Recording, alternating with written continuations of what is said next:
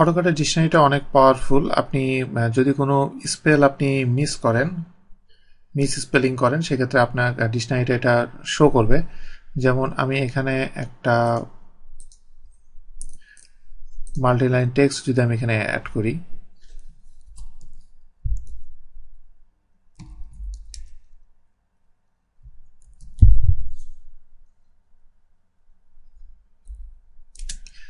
দেখেন এটা আমি লিখলাম এক্সিট ওয়ে, কিন্তু এখানে ওয়াই আমি দুইটা দিয়েছি, যার কারণে এটার নিচে আপনি দেখেন যে এখানে রেড একটা লাইন দেখাচ্ছে, তার মানে এটা আপনার মিস স্পেল হয়েছে।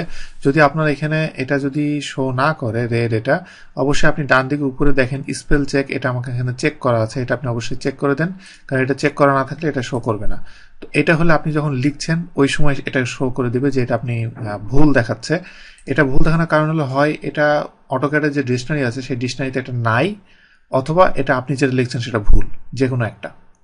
তো এভাবে আপনি এটা এডিটরের ভিতরে এভাবে আপনি এটা কাজ করতে পারেন, যে সহজে আপনি যেগুলো মিস স্পেল হয় আপনি সাথে সাথে এগুলো কারেকশন করে ফেলতে পারেন।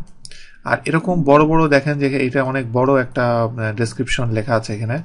এত বড় ডেসক্রিপশনের ক্ষেত্রে আমি যদি এখন ক্লাস ড্রয়িং ফুল এই ডকুমেন্টটা যদি আমি চেক করতে চাই, যে ফুল ডকুমেন্টটা আমি ডিকশনারির মাধ্যমে আমি চেক করে ফেলতে চাই স্পেল চেকিং দিয়ে, সেটা আপনি করতে পারবেন। সেটা করতে গেলে আপনাকে এখানে দেখেন অ্যানোটেট যেই ট্যাবটা আছে, এই ট্যাবটা আমি সিলেক্ট করলে এখানে আন্ডারে যে প্যানেল আছে, এখানে টেক্সট যে প্যানেল, এখানে চেক স্পেলিং, এটা আমি সিলেক্ট করলে দেখেন যে চেক স্পেলিং এর এখানে কয়েক রকম অপশন আপনি পাবেন। কারেন্ট স্পেস মানে যতটুকু আপনি ইউজ করছেন সেটা, অথবা এন্টায়ার ড্রয়িং আপনি দিতে পারেন। আমি এখানে এন্টায়ার ড্রয়িং এ দিচ্ছি।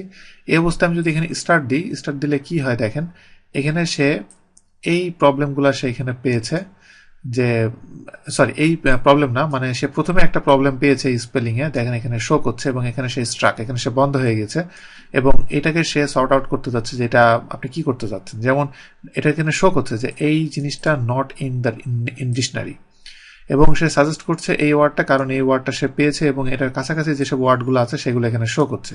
যদি এমন হয় যে এই ওয়ার্ডটা আপনার ডিকশনারিতে নাই, সেক্ষেত্রে আপনি অ্যাড টু ডিকশনারি আপনি দিতে পারেন।